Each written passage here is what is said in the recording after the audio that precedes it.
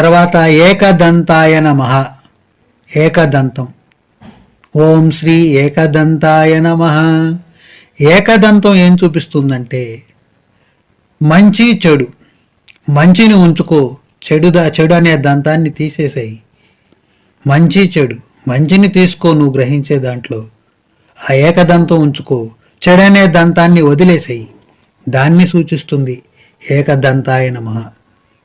అలాగే చిన్ని నోరు. తర్వాత చిన్ని నోరు ఏం సూచిస్తుందంటే తక్కువగా మాట్లాడు.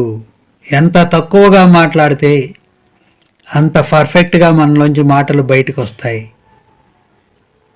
చిన్నగా తక్కువగా మాట్లాడాలి. తక్కువ వాక్కు ఉపయోగిస్తూ బతకాలి. ఎక్కువ వాక్కు ఉపయోగించకూడదు.